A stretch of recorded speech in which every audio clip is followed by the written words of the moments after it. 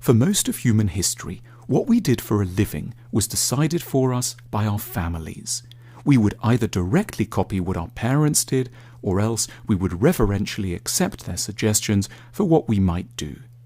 Only for around the last 200 years have we been choosing jobs for ourselves, and we're still at the beginning of learning some of the complexities of doing so.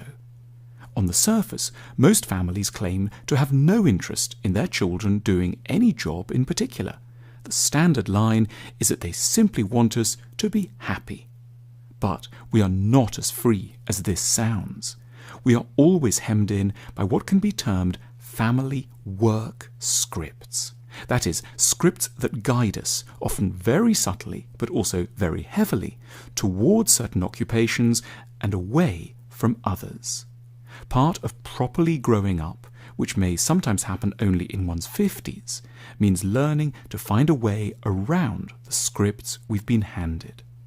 At the most benign level, our family work scripts are the result of what our families understand of the working world. Every family has a range of occupations that it grasps because someone has practiced them and in the process brought them within the imaginative range of other family members.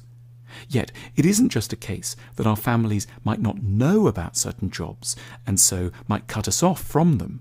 They might also be positively hostile or suspicious of other jobs. We're liable to have received many little messages indicating that certain careers are inferior and therefore beneath us, maybe dangerous, phony, or not quite right for our sort of station in life. Whatever lip service might be paid to gender equality, families are also highly talented at sending out covert messages about what a real man or a real woman should honourably do. Yet more darkly, families may say that they want us to succeed, but would be highly threatened if we actually did so. A choice we make might remind someone of their failed ambitions.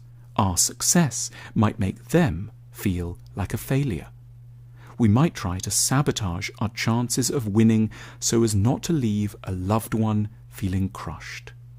Often without realizing it, we are being heavily controlled by our families, controlled not by harsh words, but by something far more poignant and yet far harder to extricate ourselves from, by our ongoing desire to be a good child, to please those who brought us into this world, by love. Love can control us as much as force or the law ever could.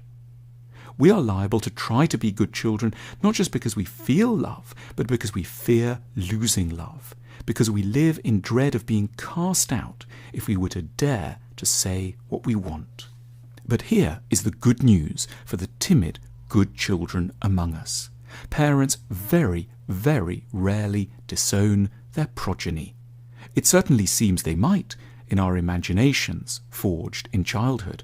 But the adult reality is that families are extremely good at threatening to break apart, but then also at forgiving one another and accommodating the most extraordinary challenges and tests. We don't know your families, but we can guess that you could do a lot more than you think, a lot more that might be a bit bad in their eyes and still be forgiven. We owe our parents respect and kindness. We do not owe them our lives. We should dare, when the pressure has become unbearable, to leave their scripts aside. At the school